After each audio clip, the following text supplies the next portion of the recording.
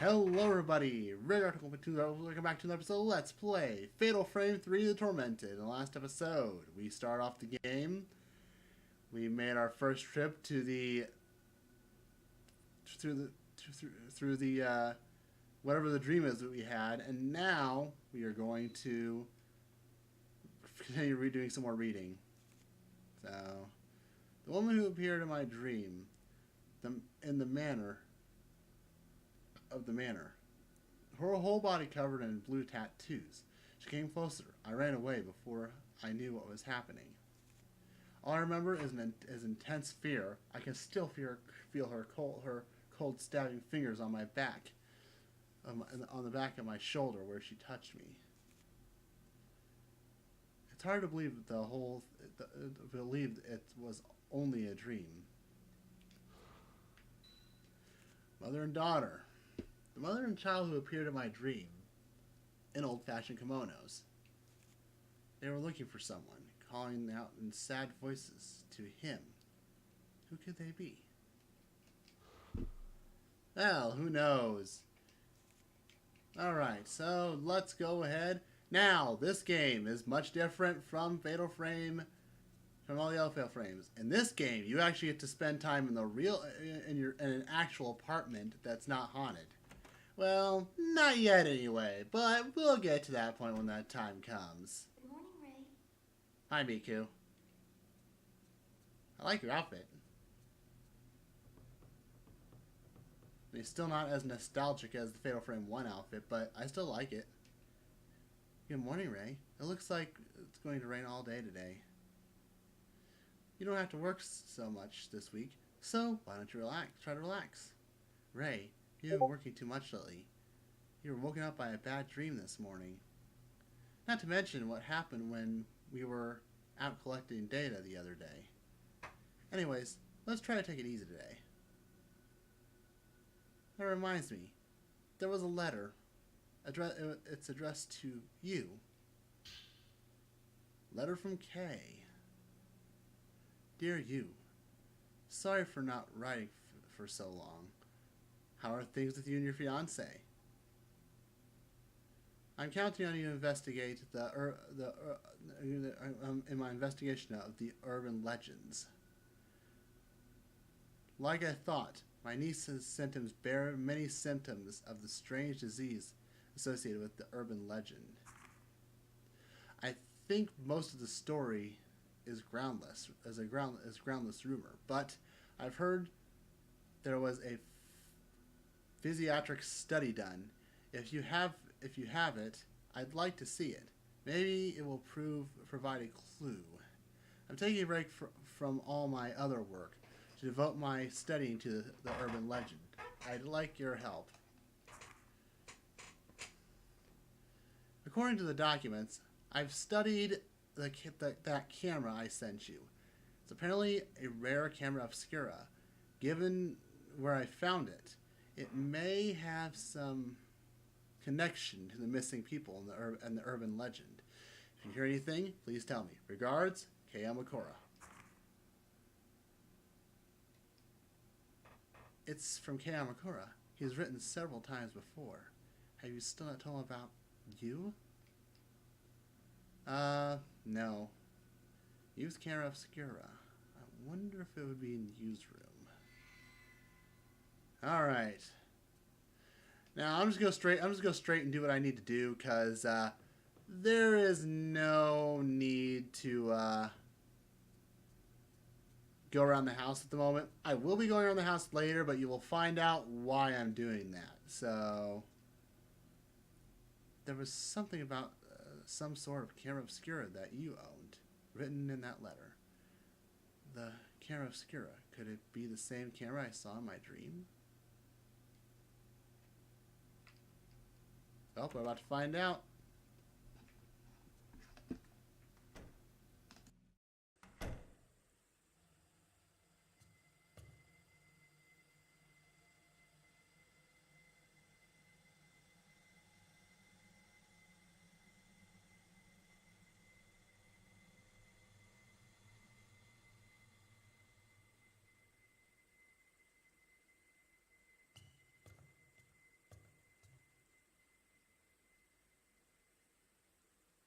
Ray, may I help you with something? Oh, I just wanted to ask you.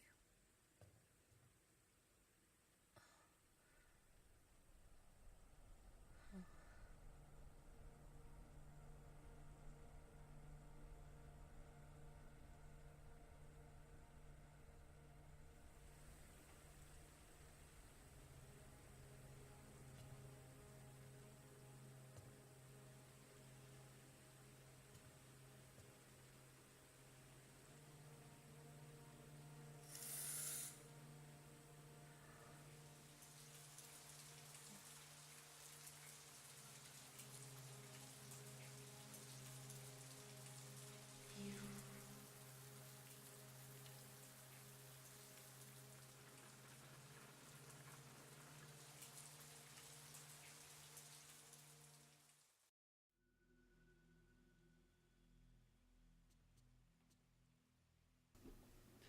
I think you're going a little bit crazy there, Ray.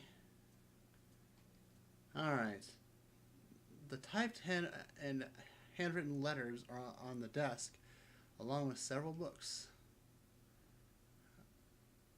I have hardly touched anything in here since that day, or I just can't bring myself to tidy everything away. There's a notebook left out on the top of the desk. Perhaps perhaps somebody was in the middle of working. Okay, well, yeah. Okay, 11 pages, the urban legends. Stick with me here, people, because this is going to take a while.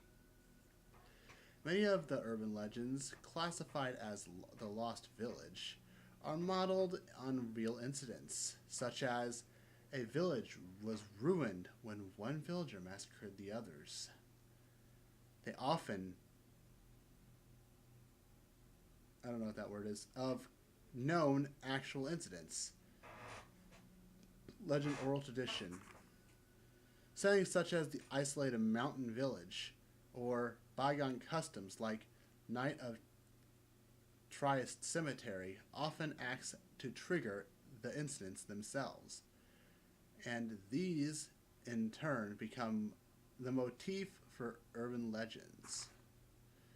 The reason for the popularity of urban legends may lie in the notion of the view of the country from the city, or modern basis towards the ancient. To people in the modern city, the village is the wilderness, and those who live there are different. Perhaps that scorn of or fear finds expression in the urban legend. For that reason, it is the same setting of the legend that must be the isolated mountain village. Further bygone customs are attractive elements to end up acting to provoke the incident. As a case in point, there is a story about the area around the Minakami Dam where Mayu went missing. Mayu went missing, Not really went missing, but when we get to Fatal Frame 2, you'll find out why. The Lost Village. In the mountains in the Mikami area, there was once a massacre in the so-called Lost Village. Years ago, on the night of a certain festival, there was a great massacre, and the village disappeared from the map. Only one woman survived. If you walk in the forest, where the village once lay, there's a small garden statue, and if you continue, you will come to a shrine gate that forms the entrance to the village. If you pass through the gate, you'll never return. The night of the massacre continues in this village, where the day will never again break. A woman's horrific laugh rings through the village. Next, we have the Manor Bazaar Murders, where the same tragedy occurs. It's a scale smaller, but generally speaking, it resembles the pattern of the village, as it is made up of elements based on true incidents. Below is an example of this. It has to do with Mafuyu's disappearance. Huh, I wonder what he did. Maybe perhaps he decided to stay and die in that town. House of Mutilation in the mountain of Hamuro. There remains a manor where years ago there was said to be a massacre. There have always been vanishings in the nearby forest, and many of the spirited away are said to end up in the manor. Their corpses have been found with both hands, legs, and heads severed off. One more example of the seemingly related Manor of Sleep urban legend that I'm researching now. The Manor of Sleep legend was picked up in various magazines in the 1960s, but incidents with very similar characteristics can be found here and there in older media. This newspaper from the early 1900s, and it is of no relation to when the Manor of Sleep legend was taken up, but the background of this Spirited Away and those bear many similarities to the Manor of Sleep urban legend. I'm still investigating, but these incidents may trace back to the 19th century, and I have seen legends in several folklore books that may have been the basis for the Manor of Sleep. The House of Sleep urban legend. Perhaps Kay was asking to investigate. You added the... yeah, well, don't really care. An old newspaper is stuck in the notebook.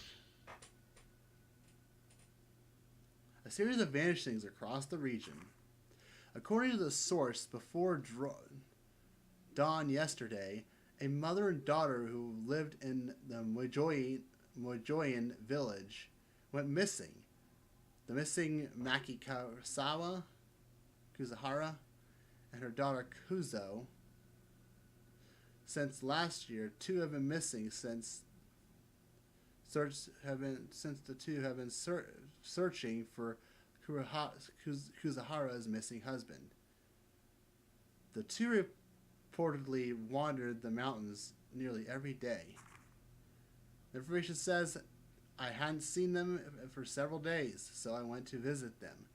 There was no answer, so I went inside, but they were gone. I only saw some black soot-like marks, similar to disappearances, are being reported across the area, and some are calling them Spirited Away.